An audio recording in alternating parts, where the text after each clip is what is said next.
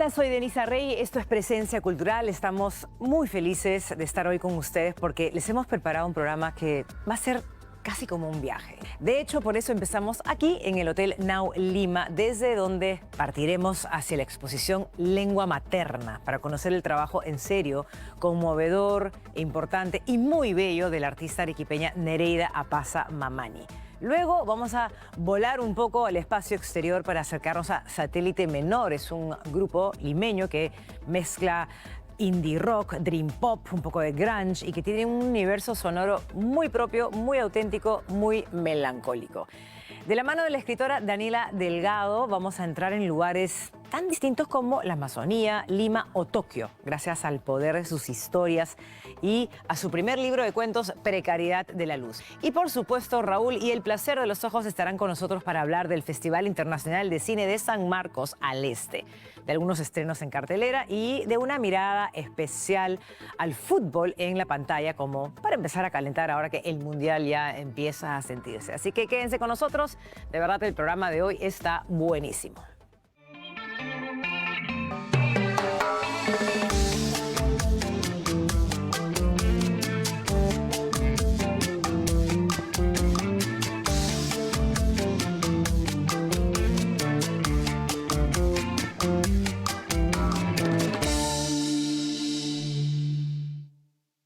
La lengua materna es el primer idioma que aprendemos de manera natural cuando empezamos a nombrar el mundo, las cosas y a nosotros mismos.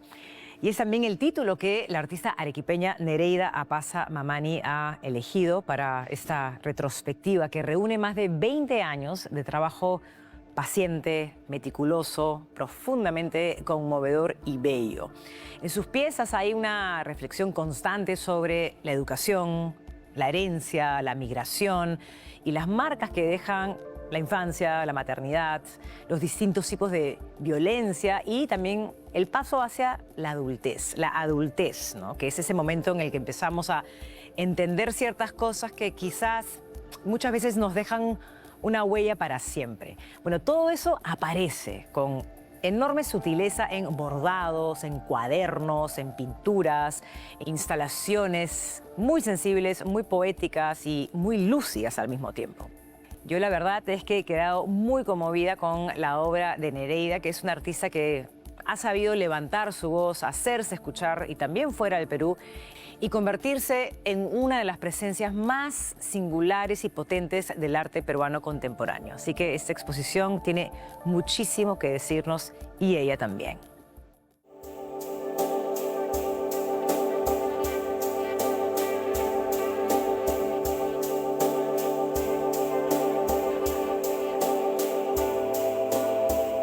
Nereida, esta exposición reúne muchos años de trabajo, muchas obras. ¿Qué sensación te da ver todo ese trabajo reunido en un solo espacio? Estar haciendo el montaje es que todo era muy caótico, no teníamos piezas sin montar en pared y era como el caos. Sentía que era parte de un proceso complejo que iba a organizarse en algún momento en esta muestra, ¿no? Me ha gustado finalmente ver el resultado de un largo proceso de trabajo, de búsqueda, de respuestas a muchas preguntas que tenía y creo que a través de mi trabajo he logrado encontrar algunas respuestas. El título de la muestra habla de alguna manera de los lenguajes que aprendemos desde muy pequeños, ¿no? Desde la infancia, ¿no? Para hablar del mundo, para nombrar al mundo, ¿no? ¿Qué cosas sientes tú que aprendiste muy temprano que tal vez todavía pertenecen o permanecen en ti ahora? Bueno, yo aprendí a callar. A mí me ordenaron de que no hablara, de que obedeciera, de que estuviera en silencio, acatando todo lo que me digan. Parte de ahí mi trabajo y la búsqueda a encontrar un lenguaje que me permita decir quién soy y a través de esa pregunta, quiénes somos, ¿no? Estar en un espacio como este mostrando una exposición llamada Lengua Materna alude a muchas mujeres y nuestras diversas problemáticas en nuestros diversos territorios. Y esa gran pregunta, que me imagino que no se responde con tanta inmediatez o con tanta facilidad, pero que te la has hecho ahorita, de ¿quién soy? ¿Tienes algunas, digamos, respuestas a partir de los años que han transcurrido, de tu propia experiencia creativa? Tengo algunas respuestas que yo creo que van a ir cambiando y consolidándose conforme también vaya creciendo, ¿no? Soy madre, soy mujer, soy marrona, soy migrante. Estas respuestas las he podido verbalizar porque el proceso de creación a través de diversos lenguajes que están representados en la muestra me lo han permitido, ¿no? Yo creo que he empezado a nombrar, como muchas otras personas y mujeres, a nombrar la época y el tiempo que estamos viviendo, ¿no? Yo creo que hace no mucho, estoy hablando de inicios de siglo, no podíamos enunciar y con seguridad quiénes somos las mujeres en el Perú. Han habido artistas que han tratado de indagar en estas ideas, como Teresa Urga, o anteriormente Elena de Iscue, o incluso antes Julia Colecido. Y cada una en su tiempo nos ha dado una visión y una versión de quiénes somos. En estos últimos años hemos encontrado la palabra o nuevas palabras para decir qué hacemos, cuáles son nuestros intereses, nuestros problemas, cómo imaginamos el futuro y qué queremos cambiar y transformar. El arte se constituye en una herramienta que me permite acercarme de otro modo a esas ideas de una forma también más táctil, la textura, el hilo, la tela, una actividad tan vinculada a lo femenino como el bordado y la costura, pero que uso de una manera subversiva, porque ya no es el bordado para adornar o que sea bonito, sino más bien es una voz dolorosa, desgarradora, de lo que muchas mujeres en el país callamos y sufrimos cotidianamente, la violencia de género, el feminicidio. Entiendo que tu mamá era costurera, que tú niña jugabas mucho a coser. ¿Cuánto de ese universo, bueno, evidentemente, termina entrando en tu obra? Nuestra primera forma de aprendizaje en la infancia es el juego. Y eso intenté evocar a través de mis primeros trabajos, vinculado a mandatos, a órdenes, sin libertad. O sea, ni siquiera en el juego había podido yo descubrir el mundo con otra mirada, con otra perspectiva. Porque me daban muñecas a las que vestir bonito. En mi trabajo ya joven empecé a cuestionar esos mandatos y a jugar con las muñecas de otra manera. Yo era niña, cosía vestiditos en la máquina de coser de mi madre y después en mi práctica, reitero, ya adulta, hice uso también de estas herramientas y técnicas del oficio de mi madre. La tela de una ropa, ni siquiera era tela comprada, reusar una ropa que tenía significado, un recuerdo, guardar una memoria de un determinado momento de mi vida, para empezar a construir estas ideas y este mundo a través del arte, ¿no? Claro. Era un juego primero y después se convirtió en una voz potente, poderosa, para denunciar, también tierna por momentos, para expresar otras emociones. Mi madre, como primera maestra, en muchas cosas me ha dado ese mundo, esa posibilidad, y estoy muy agradecida por eso, ¿no? Y esta muestra también es un homenaje a ella, ¿no? Qué bonito. Y de ahí también que viene el nombre de la muestra, ¿no? Lengua materna. O es algo que he ido descubriendo en realidad en el proceso de realizar la muestra. Ellos, mi madre quechua y mi padre aymara, no me transmitieron su lengua materna. Siempre he sentido esa falta de tierra donde puedan crecer mis raíces. Y ha sido muy doloroso y no he sido muy consciente de eso hasta hace unos pocos años, y que justamente, así como se nombran vacíos, ausencias, dolores como mujeres, como migrantes o ciudadanos racializados, hemos vivido, y lo puedo nombrar ahora, ¿no? Claro. Puedo nombrar de forma mucho más reflexiva y crítica mi origen, mi ascendencia, y pensar desde ahí también mi trabajo.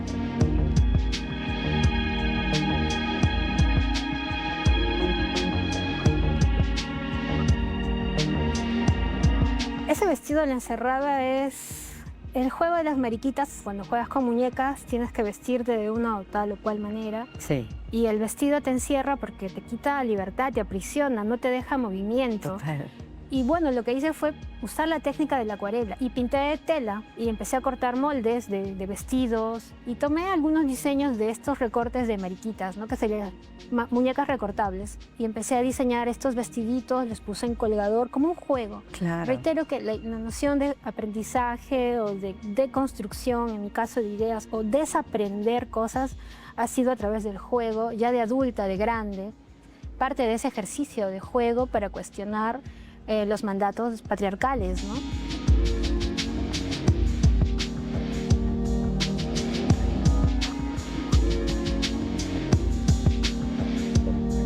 Hay una serie que es muy conocida en tu trabajo, que es la serie de los cuadernos escolares, que habla mucho de la escolaridad peruana. Creo que la educación es un eje importante en la sociedad para la transformación.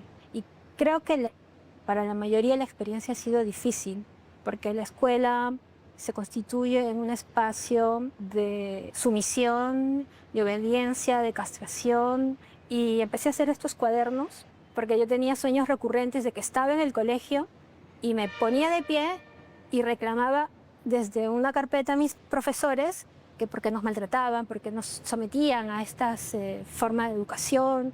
Esto se lo conté a Élida el año 2024. A Élida Román. A Élida Román, cuando fue curadora de mi muestra Escuchar con las Manos. Contándole a ella esta experiencia me di cuenta, verbalizándola, que en ese momento de empezar a hacer los cuadernos, dejé de tener este sueño recurrente. Sentí que había sido un proceso de sanación y de curación de un trauma, porque nunca lo había podido expresar en la realidad, sino a través del inconsciente, en los sueños, ¿no? Estos bordados tan detallados, la escritura, ¿no?, en los cuadernos escolares, que literalmente lo que has hecho es como trasladar lo que podría haber sido escrito a mano con un lapicero rojo, son hilos. Ahí hay un trabajo sumamente detallista, me imagino que muy paciente, casi meditativo. El bordado parece ser una técnica muy delicada, suave, bonita, pero el bordado requiere fuerza, paciencia, y mi cuerpo ha sido sometido a una postura y a una fuerza fina que se hace usando el hilo y la aguja para empezar a dar forma a palabras, a imágenes. Por un lado el aspecto físico, pero por otro el más espiritual, donde estás bordando una imagen, una palabra y ensimismada o pensando en ella y sus significados y cómo va construyendo todo una propuesta, ¿no?, en relación a un tema, y vas borrando o en este caso desatando, ¿no?, el bordado.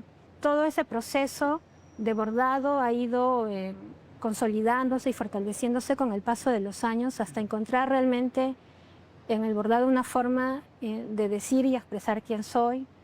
Pero por un lado está la técnica y por otro lado está el contenido, la palabra, la poesía. Hay muchos componentes poéticos del lenguaje y frases e ideas preciosas que están incluidas en tu obra, ¿no?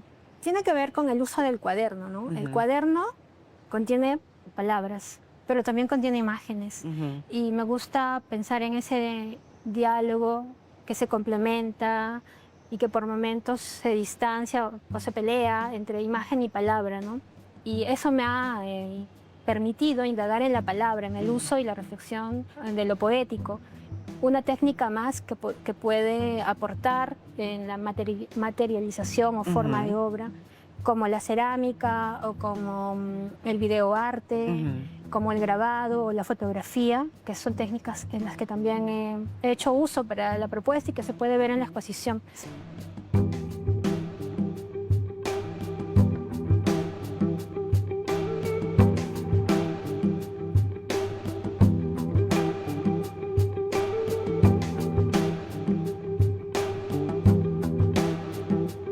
La dialéctica de la naturaleza se vincula al hogar, a la casa, porque son flores que crecen en mi casa. Mi papá cultivaba geranios y mi madre cultiva rosas. Las ramas de estas flores son palabras, ¿no? Son ramas que van construyendo palabras y van floreciendo y salen hojas. Y siento que es una forma de hacer poesía, pero en que la poesía se puede tocar.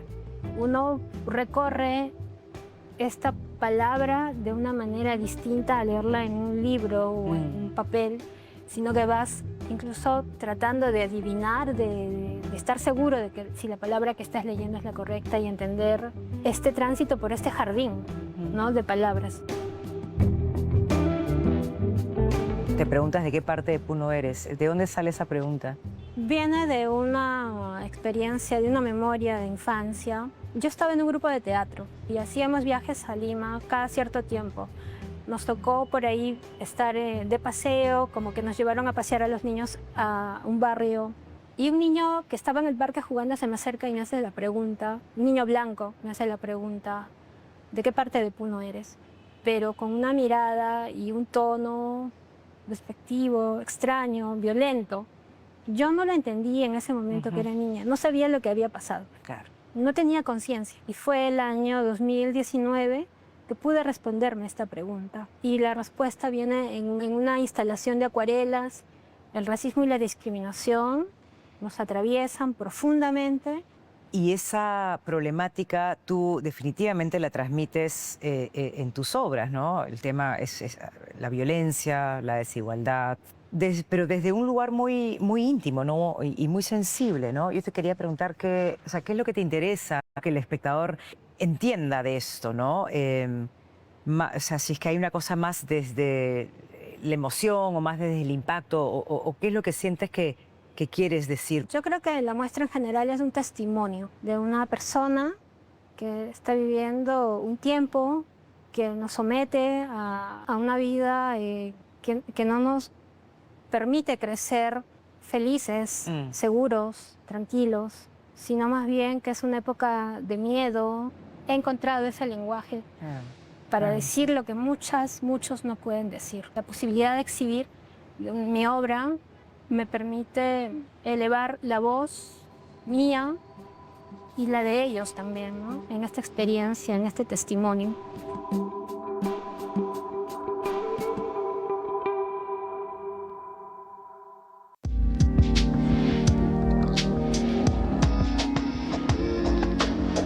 Hoy nos encontramos en el Now Lima. Es un hotel que combina varias cosas: diseño, arte, muy buena gastronomía, unos bares que me han contado que también están inaugurando y también una mirada muy contemporánea sobre la cultura peruana. Es un lugar donde la verdad que da mucho gusto quedarse un rato más, y no solamente por la comodidad, sino que por todos lados hay algo interesante que mirar, ¿no? Detalles, colores, líneas geométricas, fosforescencias, bueno, y todo un guiño a nuestra identidad reinterpretado desde el presente. Por eso estamos encantados de grabar aquí en un espacio muy creativo, acogedor y lleno de personalidad.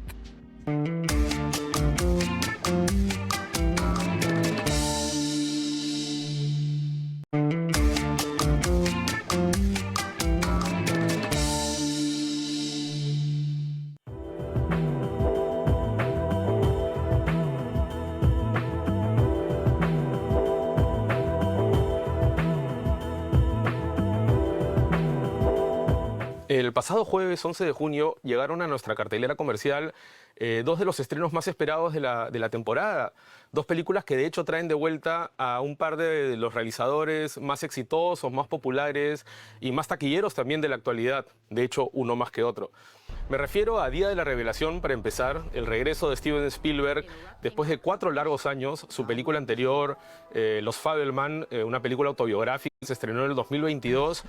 Y esta película no solo marca el regreso de Steven Spielberg como director, sino también a un género en el que él ha entregado algunas de sus películas más representativas, que es el género de la ciencia ficción, por supuesto, y de las películas sobre seres de otros mundos, sobre extraterrestres. Recordemos que en su trayectoria tiene films como Encuentros cercanos del tercer tipo, del año 77, un clásico absoluto del cine de ciencia ficción.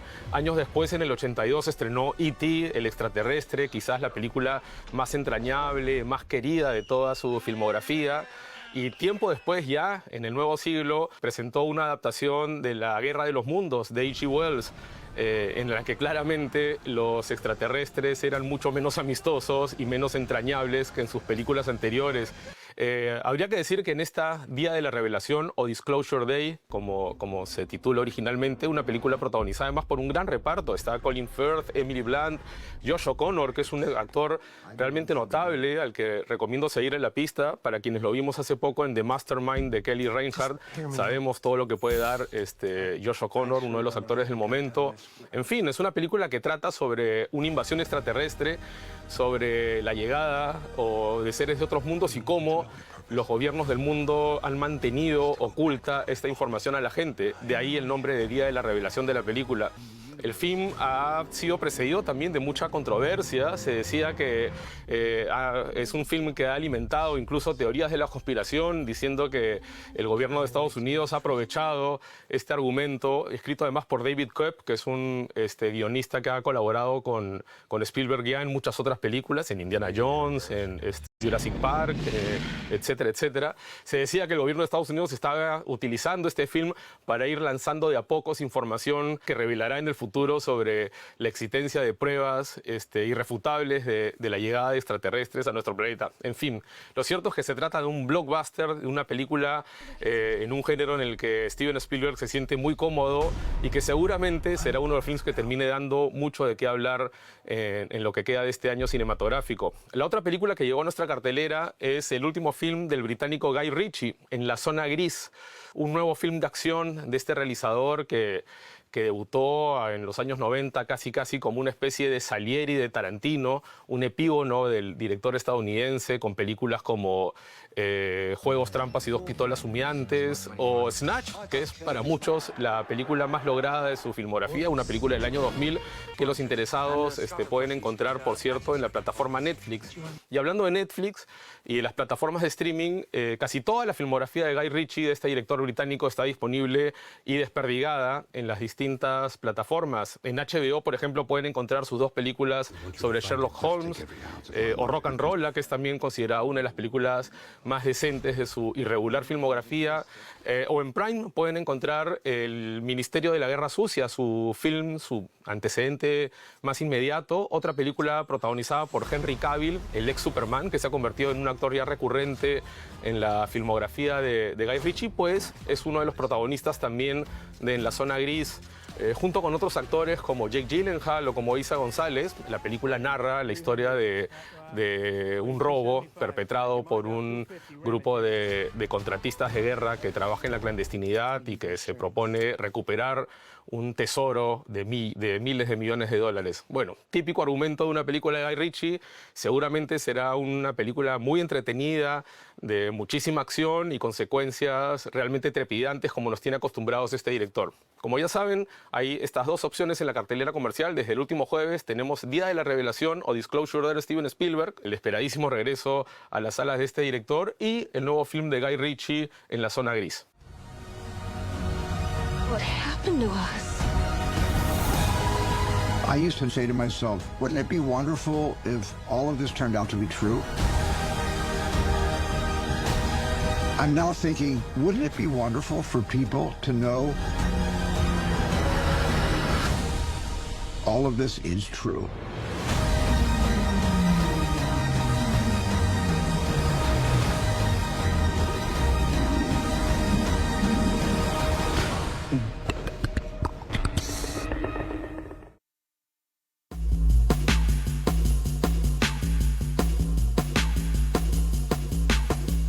Hace algunos días empezó la esperadísima Copa del Mundo en Norteamérica y como siempre, como suele ocurrir ya desde hace algunos años, las plataformas de streaming se han trepado a la ola mundialista presentando una gran cantidad de contenido novedoso que han ido estrenando en los últimos meses. Quizás la plataforma que con mayor decisión se ha trepado a la fiebre del mundial es Netflix, que desde el mes de abril en adelante ha estrenado una serie de series documentales, películas, de contenido vinculado con el fútbol realmente abrumador. Vamos a ver si nos da el tiempo para enumerar todo el contenido que estrenó Netflix en los últimos meses a propósito del inicio del nuevo mundial. Para empezar, la serie James, dedicada al colombiano James Rodríguez. Es una serie documental en la que el propio futbolista colombiano y los demás protagonistas de su historia y de su carrera van relatando los pormenores de su actividad como futbolista, desde sus inicios como jugador juvenil hasta su llegada a clubes grandes de Europa como el Real Madrid y el Bayern de Múnich. Para los que hincharán en este mundial por la selección brasileña, a falta de Perú, por supuesto, se han estrenado dos producciones muy interesantes en Netflix también. Brasil 70, la saga del Tri, que es una serie de ficción inspirada precisamente en la campaña que llevó al seleccionado encabezado por Pelé a obtener su tercera Copa del Mundo en México 70. Es una serie protagonizada, entre otros, por el reconocido Rodrigo Santoro. También se estrenó en Netflix Tetracampeones, que en este caso se trata de una película documental en la que los protagonistas de la campaña del seleccionado brasileño de Estados Unidos 94 cuentan la historia de aquel recordadísimo título, el cuarto en la historia de la selección de este país. Luego, para quienes recuerdan aquel episodio escandaloso de Sudáfrica 2010 en la que los jugadores franceses se amotinaron contra el director técnico Raymond Domenech, en Netflix se estrenó El Autobús, un documental precisamente dedicado a todo ese episodio en el que los protagonistas y el propio Domenech, que por cierto termina muy mal parado en este documental, cuentan la historia, los entretelones de aquel escándalo en Sudáfrica 2010. En Netflix también se estrenó México 86, una película dirigida por Gabriel Ripstein, un apellido de alcurnia en el cine mexicano, que es producida y protagonizada por Diego Luna y también por Daniel Jiménez Cacho, otro actor mexicano consagrado, que en este caso, más que concentrarse en los hechos, en lo que ocurrió dentro de los campos de juegos de México 86, cuenta toda la historia que estuvo detrás y cómo así México consiguió organizar de un momento a otro esta Copa del Mundo. ¿Qué más? Bueno, en Netflix hay documentales dedicados a futbolistas como Vardy, Jamie Vardy, el jugador inglés, como Vinnie Jones, quien también es actor y actor fetiche del director Guy Ritchie, de quien también hemos hablado en este programa. Hay otro documental sobre Dibu Martínez, el arquero argentino, el carismático arquero argentino que logró el título del mundo en el Mundial anterior. Está también uno de los mejores documentales dedicados al fútbol, del que ya hemos hablado aquí en el programa en el pasado, que es Diego Maradona, de Asif Kapadia. En fin, esto que les he mencionado es solo lo último que ha llegado a las plataformas, pero en Netflix, en Prime, en Disney, etcétera, encontrarán muchísimo más contenido relacionado con el fútbol como para que tengan el tiempo ocupado entre partido y partido.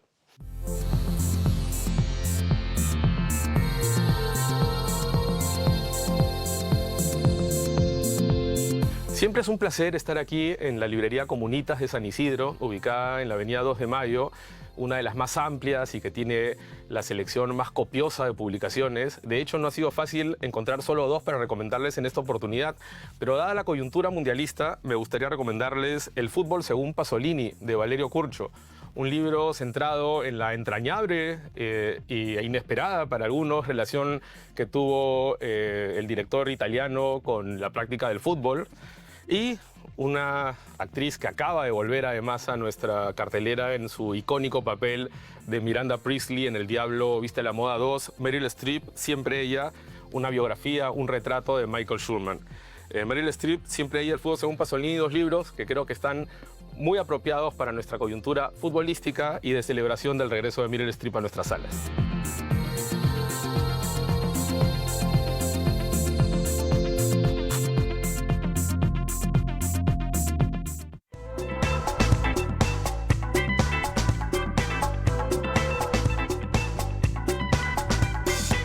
La música vuelve a tomar la ciudad, y no solamente la ciudad de Lima, sino a nivel nacional. Pero hablando de Lima, van a haber varios distritos donde se va a realizar la Fiesta de la Música 2026. Más de 50 artistas en una celebración que es abierta. Lo mejor, que es gratuita y convierte pues plazas, parques, teatros, centros culturales de muchos distritos en escenarios para todo tipo de públicos. Nada más bonito que la congregación de todos los públicos para celebrar la música. Eso es organizado por la Alianza Francesa de Lima.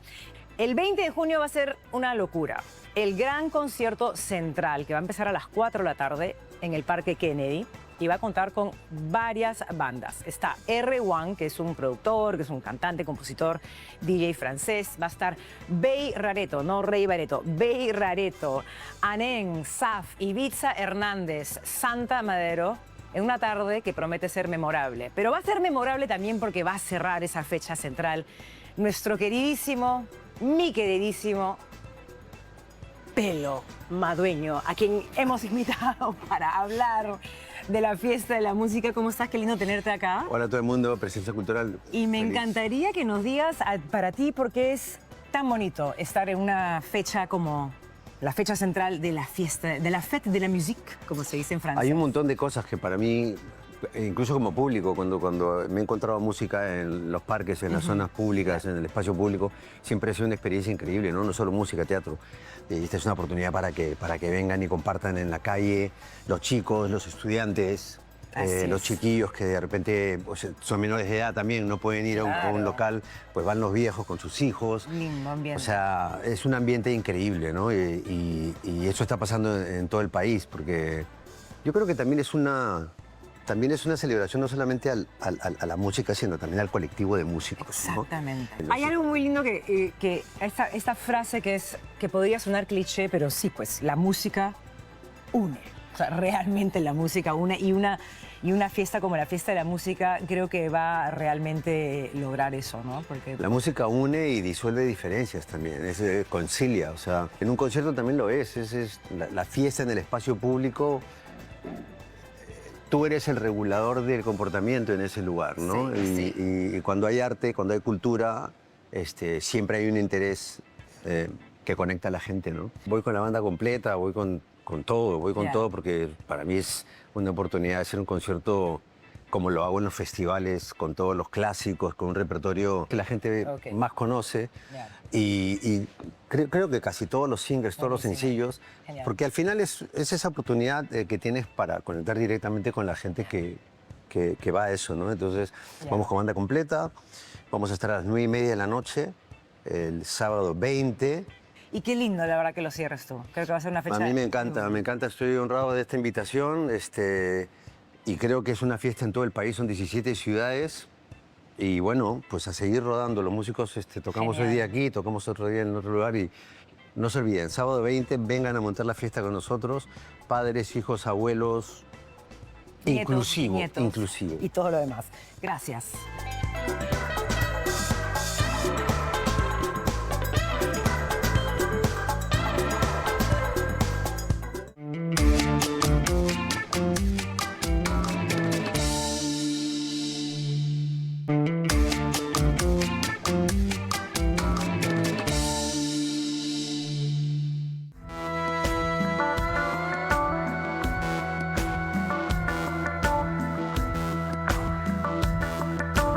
Un satélite menor puede entenderse como un cuerpo más pequeño que orbita alrededor de otro más grande. Por ejemplo, la Luna que gira alrededor de la Tierra. Bueno, dicho esto, como nombre para un grupo musical, satélite menor resulta muy sugerente porque nos hace pensar pues, en algo que quizá no protagoniza el sistema como el Sol, pero que tiene su propia trayectoria, ¿no? Su propio movimiento y su propia presencia. Bueno, y eso es precisamente lo que ha venido construyendo esta banda limeña que se formó en el 2017 por Antonio Espinosa, que es voz y guitarra del grupo, a quien se sumaron Omar Cachay en el bajo, Krishna García en la guitarra, Hans Reinaga en el teclado y Alexander Goche en la batería. Bueno, cada uno de los integrantes ha aportado algo muy propio de su estilo, en una especie de creación colectiva que ha ido dando forma a un sonido muy particular.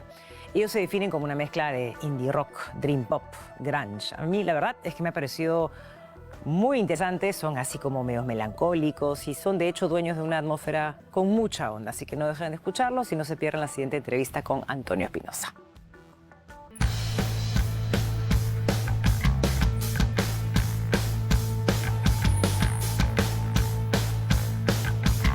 Satélite Menor nace el 2017, tenía canciones bastante melancólicas que no cuadraban en los proyectos en los que estábamos y invité a varios amigos de diversas bandas a que toquen estas canciones y las transformen según sus influencias.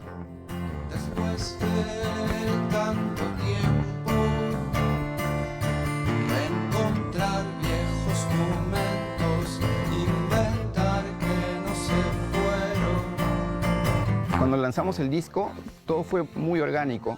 Comenzamos a aparecer en listas, en recomendaciones, y nos llegó unos correos de España bastante amables que también nos habían incorporado en sus listas, y fue muy sorpresivo para nosotros el hecho de que no estemos en un universo masivo o de mainstream, pero que sí haya muchas personas que estén alrededor del globo escuchando este tipo de música. Fue bastante gratificante. Agarramos mucho del indie, agarramos mucho del grunge, del shoegaze y del dream pop. Nos hemos encontrado en el resultado con el dream pop bastante gratificante para nosotros.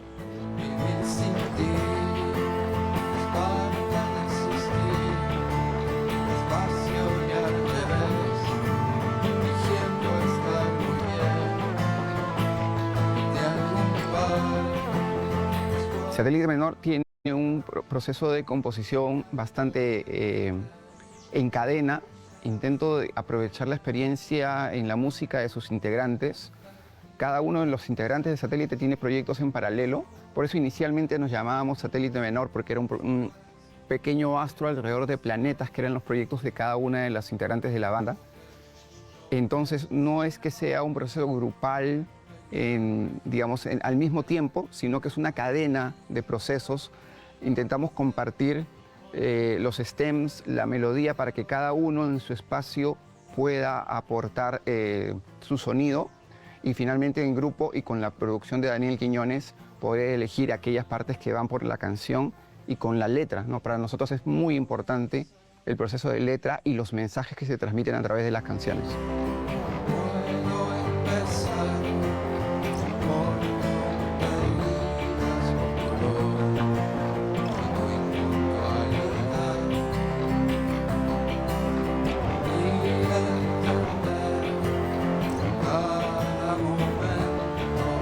Un sello discográfico independiente como en el que estamos, que es Catenaria Discos, nos permite compartir con otros proyectos, establecer alianzas, tener una base y una marca que llama más la atención en la escena.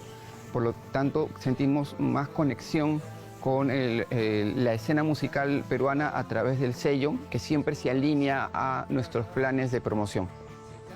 Estamos como Satélite Menor tal cual en todas las redes de Instagram, Facebook, YouTube, en TikTok. También nos pueden encontrar en las plataformas de streaming. Para nosotros es importante que nos escuchen a través de Bandcamp y de otras plataformas como Spotify, Apple Music. Y felizmente cuando googlean Satélite Menor somos de las primeras cosas que salimos.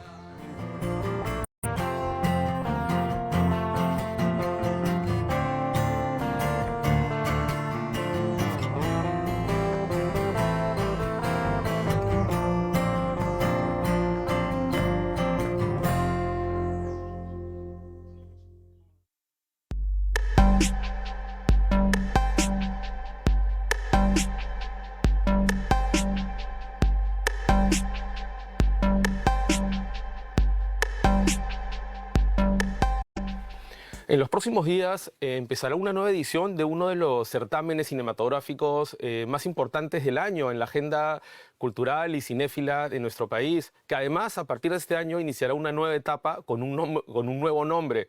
Me refiero al festival, a la edición número 17 del Festival al Este, que a partir de este año será también el Festival Internacional de Cine de la Universidad de San Marcos. Nada menos, con lo cual la Decana de América se une a otras casas de estudios que auspician eventos cinematográficos de envergadura en nuestro país, como por supuesto la Universidad Católica con su ya tradicional y emblemático Festival de Cine latinoamericano, iberoamericano, que todos los años se realiza en el mes de agosto, y por supuesto la Semana de Cine de la Universidad de Lima, que es otro de los eventos centrales del segundo semestre de cada año. En esta oportunidad, el Festival al Este, que como sabemos está centrado en el cine de autor, en el cine experimental, en las cinematografías de los países de Europa Central y Europa del Este, presentará como siempre una cartelera, una programación muy interesante, con muchos estrenos, muchas óperas primas. Bueno, este segmento lo hemos grabado antes de que se difunda la programación completa del festival, que empezará el 18 de junio. El festival va del 18 al 28 de junio, pero ya en semanas anteriores se fueron divulgando algunas películas que formarán parte de la programación de este año. Y entre ellas creo que la más interesante, a priori, es la película Rose, del director austriaco Markus Schleiermacher. Un largometraje muy reciente, se estrenó este año. Este año también compitió en el Festival de Cine de Berlín, en la Berlinale, donde su protagonista, la gran actriz alemana Sandra Hüller, obtuvo el premio a la mejor actuación. Hay que recordar que Sandra Hüller viene atravesando un momento realmente espléndido dentro de su carrera. Es una de las actrices del momento. Solo este año la hemos visto en un blockbuster como Proyecto Fin del Mundo. La veremos también en Fatherland, la nueva película del director polaco ganador del Oscar, Paweł Pawlikowski, que por cierto, alguna vez fue uno de los invitados internacionales del Festival al Este, un festival que en el pasado nos ha traído invitados realmente sorprendentes y muy recordados, como el rockero Henry Rollins o el recientemente fallecido director húngaro Béla Tarr, quien recordaremos que a propósito de esta visita a Lima para asistir al Festival al Este se tomó una fotografía junto con sus películas en el centro comercial de Polvos Azules, que terminó viralizándose y que cada cierto tiempo aparece en las redes sociales. Como les decía, el Festival de Cine al Este, a partir de este año, el Festival Internacional de Cine de San Marcos, hasta el 28 de junio, tendrá óperas primas, como por ejemplo Tres Tiempos, de la argentina Marlene Grimberg.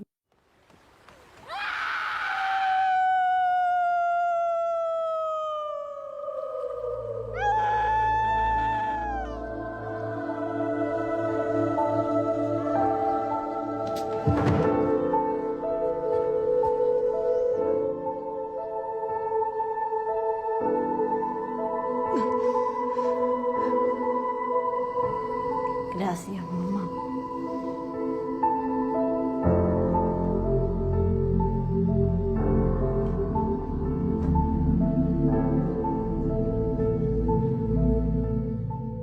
Film también que viene precedido de comentarios muy interesantes, o el documental Pierrot, Último Testigo, una coproducción española y chilena que trata sobre un emblemático fotógrafo de los años 70 y los años 60 en Chile. Cuando tomé la decisión de irme de Chile, porque ya me sentía muy amenazado y perseguido, pensé inmediatamente cómo salvo esto. Mi trabajo de memoria, los personajes que estuvieron en mi vida y que ya no están. Quizás soy fotógrafo porque le tengo terror a la ausencia. En fin, habrán cortos experimentales, habrán espacio también para cineastas peruanos emergentes en la sección Perú Emergentes, etcétera, etcétera. Será, como todos los años, un gran acontecimiento para los cinéfilos locales. Recomiendo, como siempre, cuando se trata de festivales de este tipo, cotejar las redes sociales, la página web oficial del Festival al Este, Festival Internacional de Cine de San Marcos, para revisar los horarios. Serán sedes también, como todos los años, descentralizadas, es decir, no solo se podrán ver estas películas en la ciudad de Lima, sino en otras ciudades del país. Así que serán poco más de 10 días repletos de buen cine, de películas que de otra manera seguramente no llegarían a nuestra cartelera y de reencuentros para los aficionados al cine en nuestro país.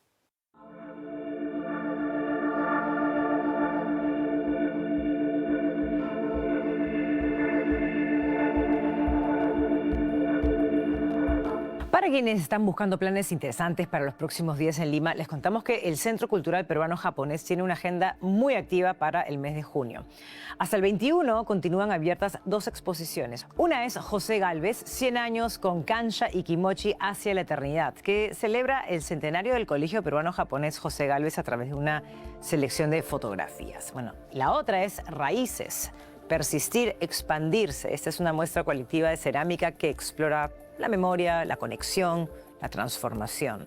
Además, se encuentran en plena edición número 13 del Festival Cultural Nikkei, con música, cine, presentaciones de libros, artes escénicas, ferias y distintas actividades que nos acercan pues a la cultura Nikkei desde varias miradas. Y más adelante, el martes 23 de junio, va a haber una sesión de meditación Zen a cargo del monje Senko Iyane de la comunidad budista Soto Zen, Perú. Es una muy buena oportunidad para acercarse pues a una práctica que nos invita a entrenar la atención, a respirar con conciencia y hacer una pausa en medio de estos tiempos de muchas prisas y cambios. Así que esto es solamente una parte de las muchas actividades que ofrece el Centro Cultural Peruano-Japonés en plena residencial San Felipe desde Jesús María para toda la ciudad de Lima.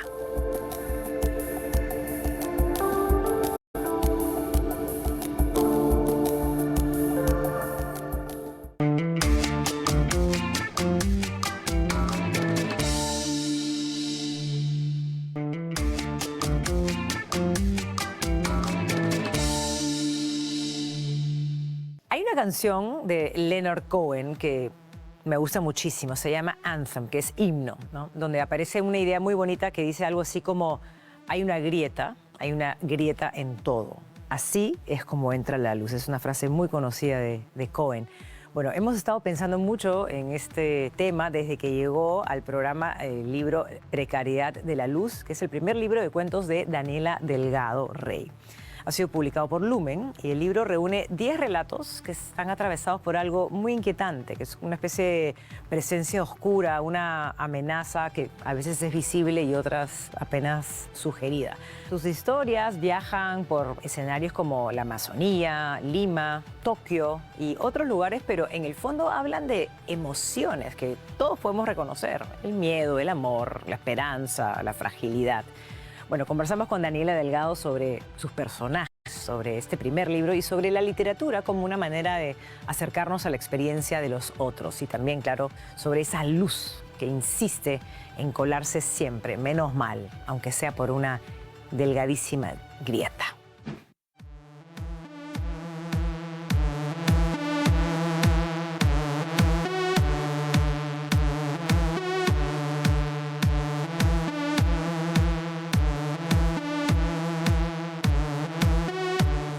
Los lectores y las lectoras pueden encontrar en este libro de 10 relatos historias muy diversas con personajes como mujeres y hombres, niños y niñas que enfrentan situaciones complejas, situaciones cotidianas, también en las que existe una presencia oscura a través de los relatos y donde también la luz logra llegar a iluminar ciertos espacios y les permite, quizás les da un aire, un respiro para poder sobrepasar estas situaciones.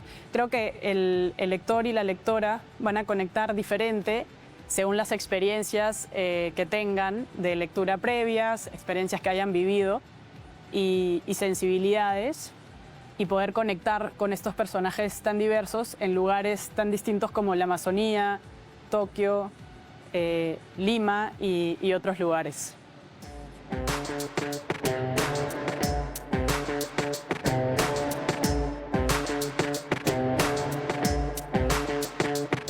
Depende del cuento, en realidad han surgido a partir de imágenes algunos, otros a partir de experiencias puntuales, conocer a una persona, haber escuchado algo, ha activado en mí también sensibilidades profundas que luego se han manifestado en distintos relatos como La Cena o Agua Salada o No hables con desconocidos, donde se retratan vivencias de personajes bastante complejas.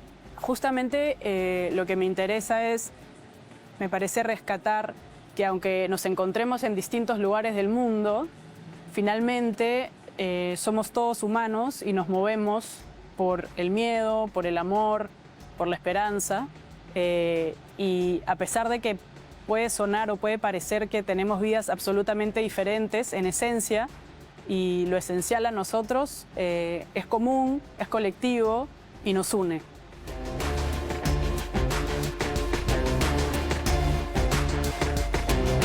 Que sienta que es un viaje a través de distintas vivencias, de distintas experiencias vitales, que se conmueva, quizás que empiece a mirar ciertas cosas de distinta manera, creo que la literatura en general invita a las personas, a los lectores, a conectarse de otra manera con la vida, con las experiencias de los personajes y por tanto del otro también, ¿no? Creo que esa otredad no necesariamente es tal si podemos encontrar eso que nos une, que tenemos en común con cualquier persona. Bueno, invito a todos a leer Precariedad de la Luz, el libro de cuentos, primer libro de cuentos que he escrito, se encuentra disponible en todas las librerías y también a seguirme en mis redes sociales, Daniela Delgado Rey, Instagram y Facebook.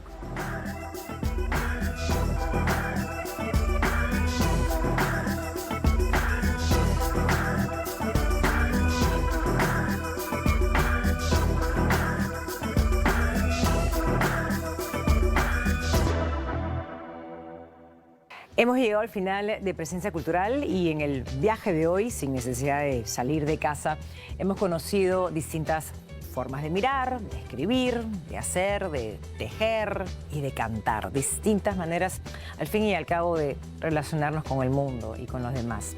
Y yo, para despedirme, quería leerles un fragmento de una carta que hemos encontrado en el libro Letras que Abrazan, publicado por la Biblioteca Nacional de Perú y que nos ha parecido especialmente inspirador porque nos invita a seguir creando, imaginando y expresándonos.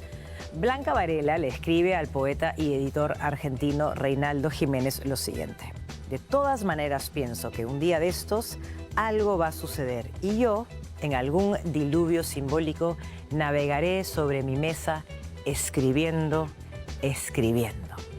Pues eso, escriban, lean, sueñen y tengan, por supuesto, una excelente semana. Hasta el próximo domingo.